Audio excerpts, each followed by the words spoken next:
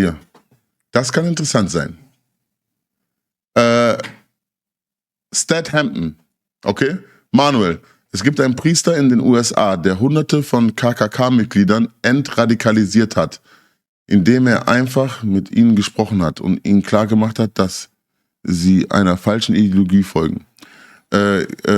Gibt ein Interview mit Joe Rogan und ihm. Dank ihm gibt es keinen Kuckucksklan in Maryland. Falls also ein afrikanischer Löwe, Bruder. Okay, Löwe. Dankeschön. Mach bitte Feature mit Moses Pelham. Ja, mit Moses Pelham würde ich echt gerne machen. Das ist der Moabi. Was soll ich euch sagen? Dass sie einer falschen Ideologie folgen. Gibt dann mit Joe Rogan und ihm. Dank ihm gibt es keinen Kuckucksklan mehr in Maryland. Falls also einer sagt, dass du etwas falsch machst, wenn du Steven Feldmann auf den richtigen Weg leiten willst, zeig ihm das Beispiel. Was muss ich denn da eingeben, Statham? Also. Muss runtergehen. Warum? Auf den Chat. Vielleicht hat er nochmal geschrieben. Also. Statham, sag mal, was muss ich denn da eingeben? Joe Rogan. Haben wir verstanden. Wer ist Joe Rogan? Ah, der Bre hier.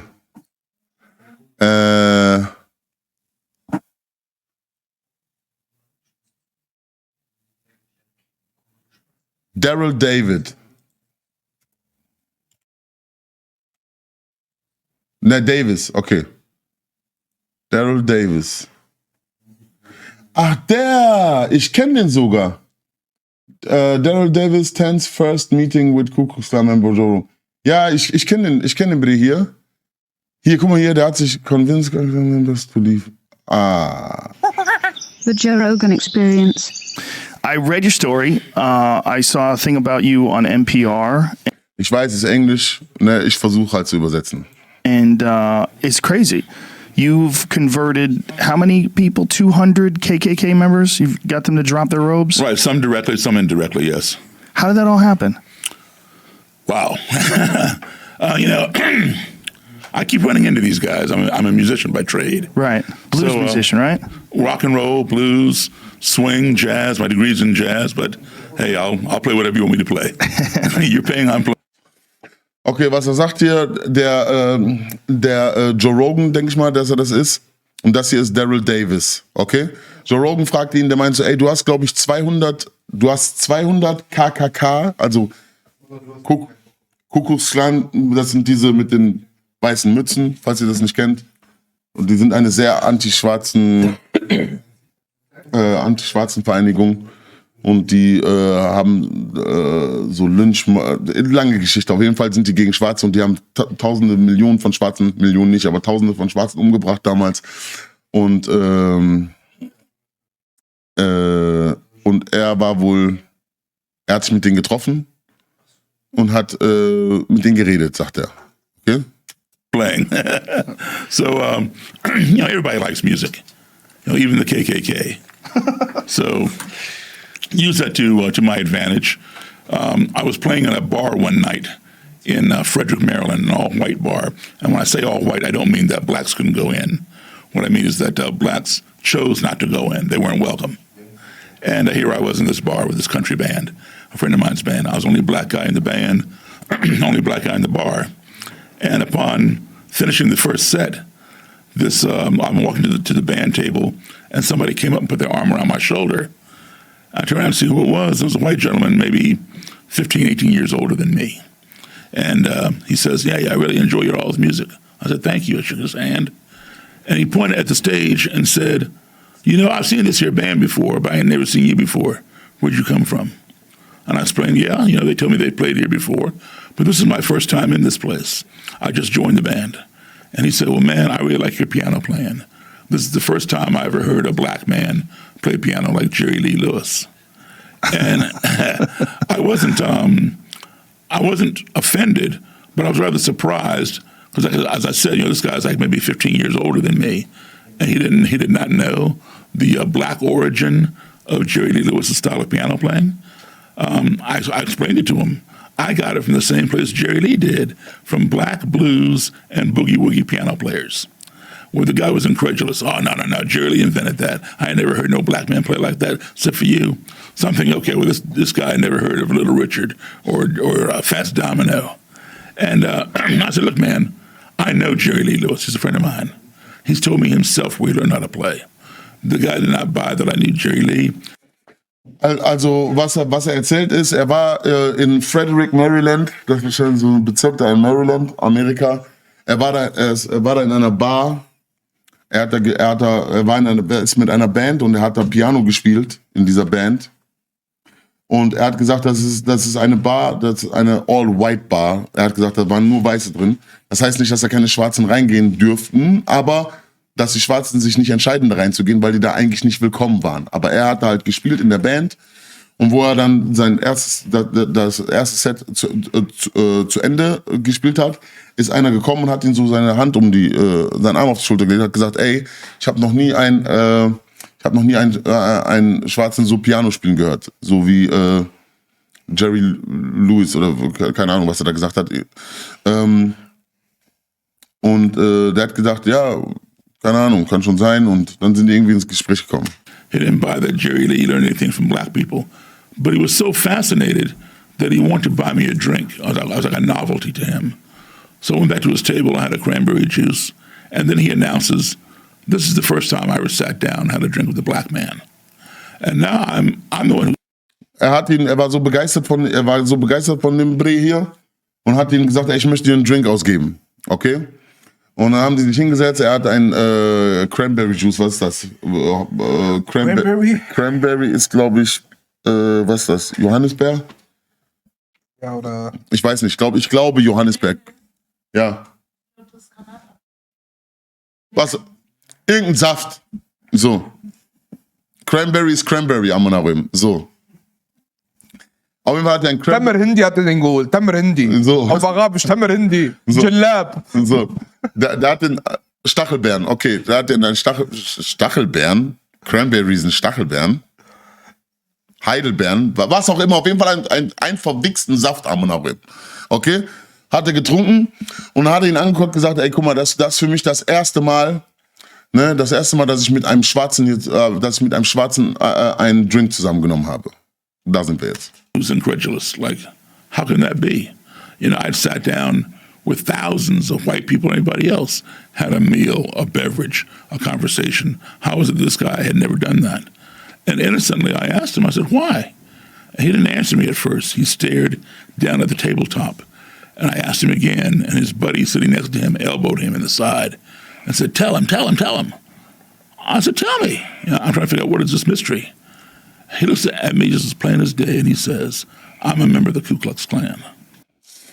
Also er sagt, wie kann das sein, dass du das erste Mal mit einem Schwarzen gesessen hast? Wie geht das? Und er hat erst nicht geantwortet, der andere hat so auf den Tisch geguckt. Und da saß ein Kollege von ihm daneben, hat gesagt, sag ihm warum, hat ihn so Ellenbogen in die Seite getan. Und dann hat er hochgeguckt und hat gesagt, ja, weil ich bin ein Mitglied vom Ku Klux Klan. Okay? Manu, wir verstehen Englisch. Ja, du verstehst Englisch, aber keine Ahnung, 200 Kanackenkids verstehen kein scheiß Wort. Ich verstehe kein Englisch. Jihad versteht kein Englisch. Ich weiß I nichts. burst out laughing. Mach Untertitel an. Hab ich doch gemacht. Ja, aber auf Englisch. Warte mal. Wie geht das denn? Wie geht das? Untertitel. Ah, hier. Automatisch übersetzen. Ja, so. Auf Arabisch besser vielleicht? Warte. Deutsch. So. Vorteile. You know, because it was getting weirder by the second half.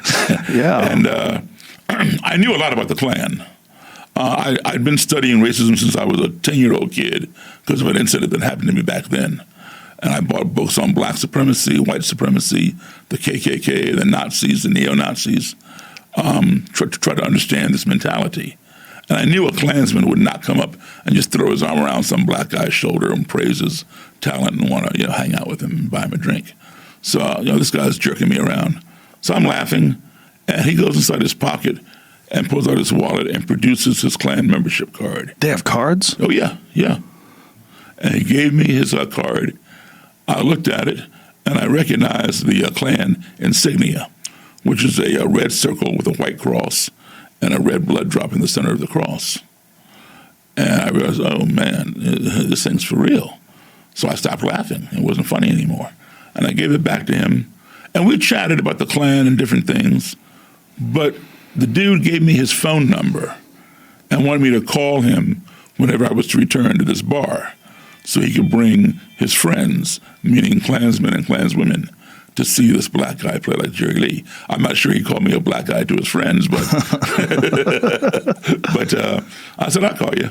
Wow. So I would call him every 6 weeks on a Wednesday or Thursday and say, hey, man, we're down at the Silver Dollar, Friday and Saturday, come on out. He'd come out both nights, and he'd bring Klansmen and Klanswomen, and they'd come and gather around the bandstand and watch me play the piano or get out there and dance to our music. Now, they didn't come in robes and hoods, right? They came in street clothes.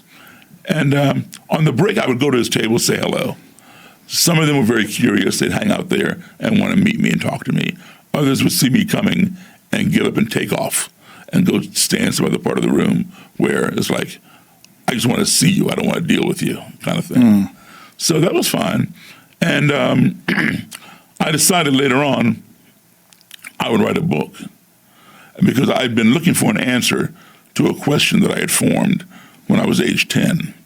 My question was, how can you hate me when you don't even know me? And this was a result of having marched in a Cub Scout parade at the age of 10, being the only black scout in this parade. And while most people on the streets and sidewalks were cheering us, we were marching from Lexington to Concord, Massachusetts, to commemorate the ride of Paul Revere. And people were like waving flags and yelling and screaming, the British are coming, and all a good time, except for one small pocket of people who were throwing rocks and bottles at me. And at age 10, my first thought was, oh, those people over there don't like the Scouts. That's how naive I was.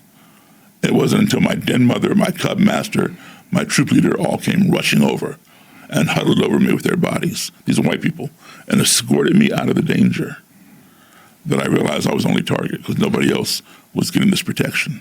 And these were adults or these were other children? These were a couple, it was maybe about 5 people. I remember there being a couple of kids, maybe my age, a year older, and some adults. Adults were throwing rocks and bottles at a 10-year-old boy? That's correct.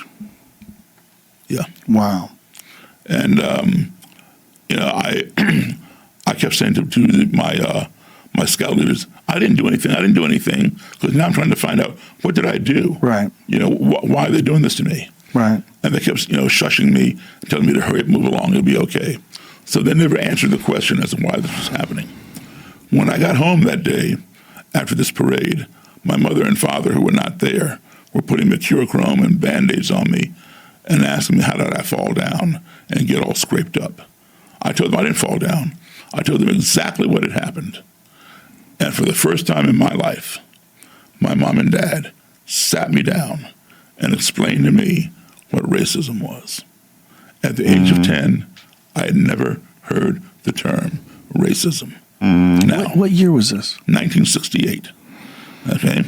I'll tell you why. Because my dad was a U.S. Foreign Service. So we spent a lot of time overseas. Every 2 years, you go to a country, you're there for 2 years, come back. Das ist voll krass.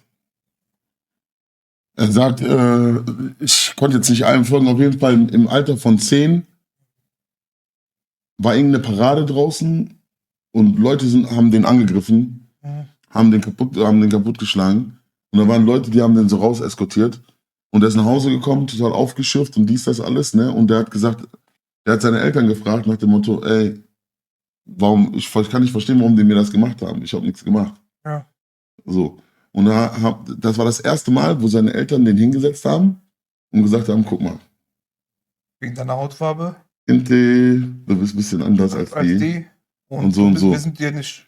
Der meint so, im Alter von 10 habe ich das erste Mal das Thema Rassismus gehört. Okay? So, da sieht man, Rassismus ist nicht vererblich. Es wird einem eingepflanzt. Okay? Es wird einem beigebracht. Home for a few months, and then you get reassigned to another country. So when I was overseas, in elementary school, my classes were filled with kids from all over the world. Anybody who had an embassy in those countries, all those embassy kids went to the same school.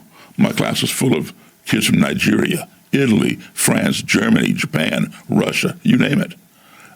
If you were to open the door to my classroom and stick your head in, you would say, this looks like a United Nations of little kids, because that's exactly what it was, and we all got along. Then I would come home after that 2-year assignment, and I would be in either all black schools or all white schools. I'm sorry, all black schools or all black and white schools, meaning the still segregated or the newly integrated schools. And there was not the amount of diversity in my classroom that I had overseas. Today, you walk into a classroom, you know, you can't tell where people are from all over. So literally, between 1961 and like 1968, 1970, I was living about 12 years into the future when I was living overseas, because that multicultural scene had yet to come to this country. Krass. Guck mal, 1968 in Amerika was not the place to be for a black man. Also 1968 Amerika war kein Platz für einen Schwarzen. Das war kein Platz für einen Schwarzen.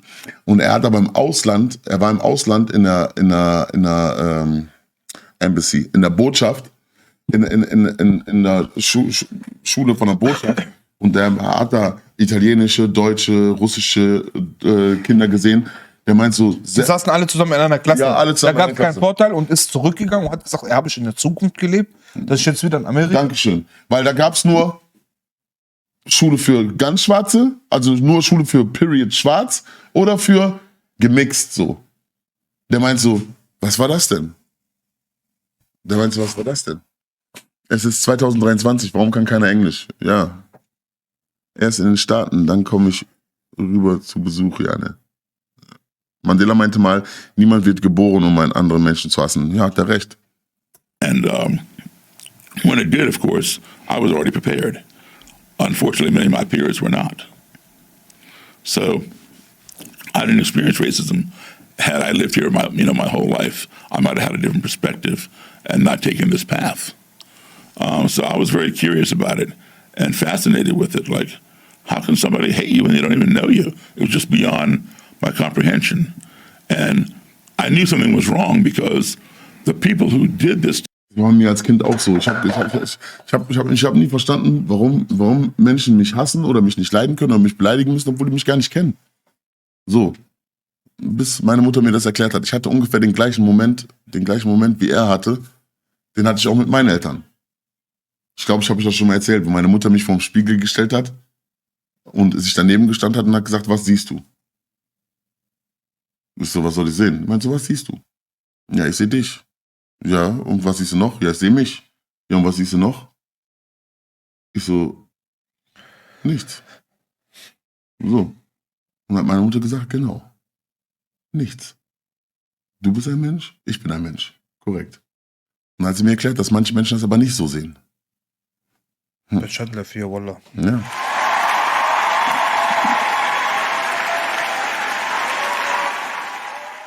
To me, did not look any different than my little French friends, my Swedish friends, or my fellow Americans from the embassy, or for that matter, my fellow Americans right there, at the school where I went, where we did the march. So I knew it wasn't a color thing. In fact, when my parents told me this, I did not believe my parents. I thought for some reason my parents are lying to me, because my 10-year-old brain could not process the idea that someone who had never seen me, had never spoken to me. Krass. Der sagt, wo meine Eltern mir erzählt haben, dass es Leute gibt, ne, die einen hassen wegen Hautfarbe und so. Und er meinte, ich habe meinen Eltern gesagt, ihr seid Lügner. Der sagt, mein 10-jähriges Gehirn konnte das nicht verarbeiten. Verarbeiten und realisieren, dass das wirklich... Menschen gibt, die sowas machen. Weil das total wahnsinnig ist. Ne? Knew nothing about me, would want to inflict pain upon me for no other reason than the color of my skin. So I did not believe them. Well, A month and a half later, that same year, 1968, on April the 4th, Martin Luther King was assassinated. And I remember it very well. We were in Massachusetts, same place, and nearby Boston, Washington, D.C., my hometown, Chicago, Illinois, Philadelphia, Detroit, Baltimore, Richmond, L.A., all burned to the ground with violence and destruction, all in the name of this new word that I had learned called racism. And so then I realized my parents had told me the truth. This phenomenon called racism does exist, but why? I didn't understand why. Okay, so it's here, but why? And so that's when I formed that question. How can you hate me when you don't even know me? And so I've been looking for the answer to that question now for 51 years. I'm 61 years old. So after I met this Klansman, maybe, I don't know, 3 or 4 months later, I quit that band and went back to playing rock and roll and blues and R&B.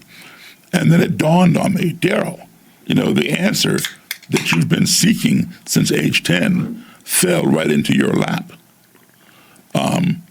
Who better to ask that question of how can you hate me when you don't even know me than to ask it of somebody who would go so far as to join an organization whose whole premise Shit. Ashkal. Ashkal. Ashkal. Eichschrei? Ja.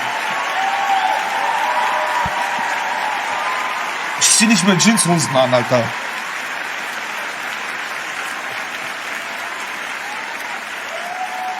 Weißt du, was er gesagt hat?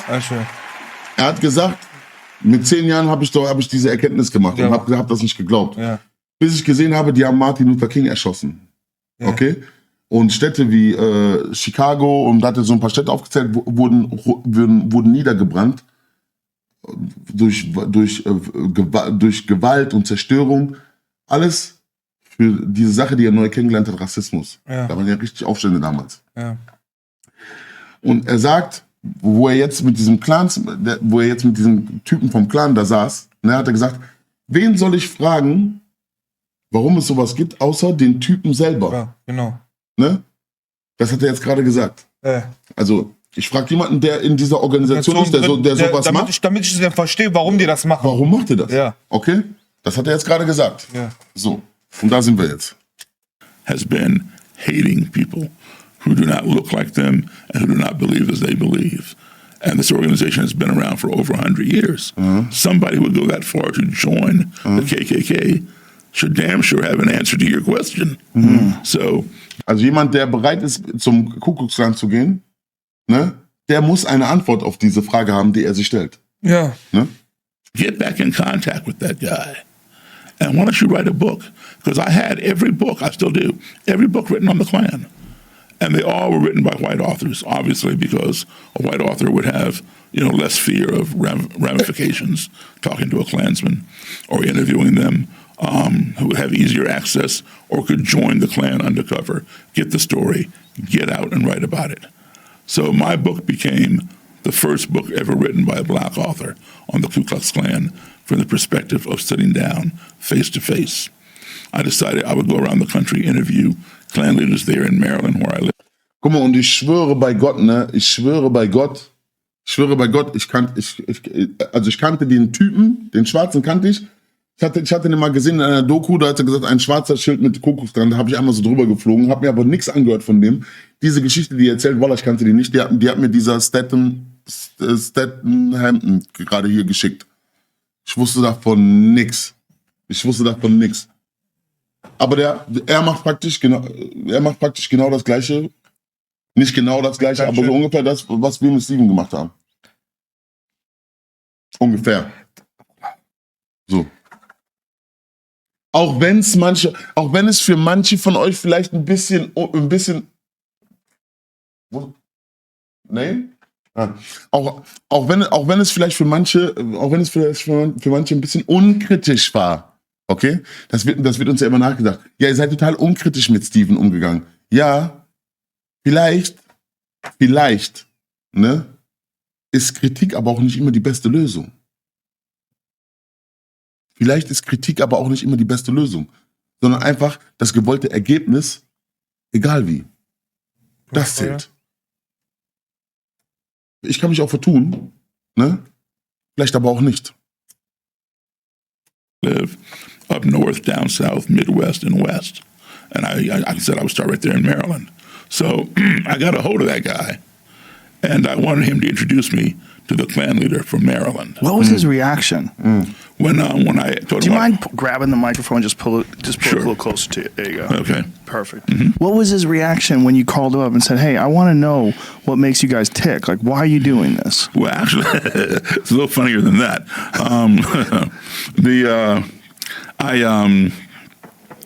I found the guy's number, from the bar, from the Silver Dollar Lounge, and I called it. This is like months later, and it had been disconnected. So I had to track him down. It turned out he had moved. He didn't have a phone, but I was able to get an address, and so I had no way of letting him know I'm going to come over and talk to you. So I showed up at his apartment one evening and knocked on the door, and I hadn't seen the guy in a while, right?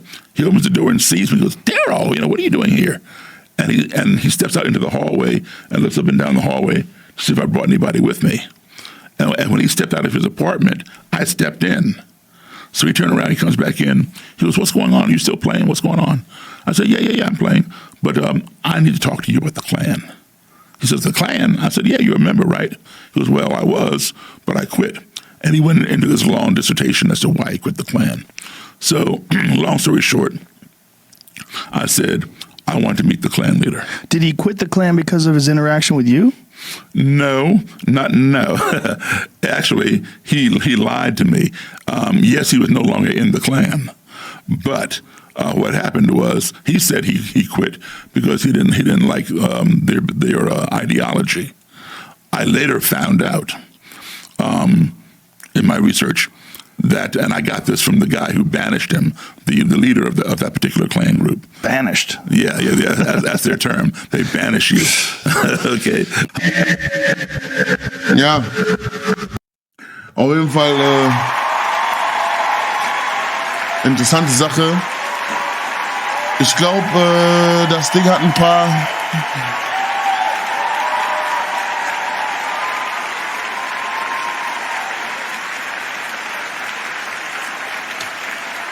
Hier, ich hab euch den Link mal hier reingehauen.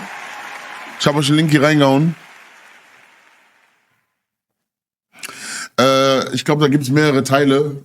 Falls euch das interessiert, dann könnt ihr euch das alles reintun. Heute noch oder morgen. Ne? Ich werde mir das auf jeden Fall auch reinziehen später. Oder auch morgen.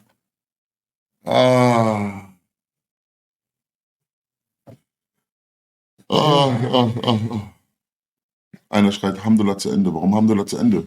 Wird es auch vorher gehen können. Mehr davon, Manuel. Ja, gerne mehr davon. Ist ja kein Problem. Wenn wir uns nicht mit irgendwelchen vercrackten Junkies oder irgendwelchen abgehalfterten Möchtegern Leuten abgeben müssen, dann können wir gerne mehr über solche Themen reden. Gerne sogar.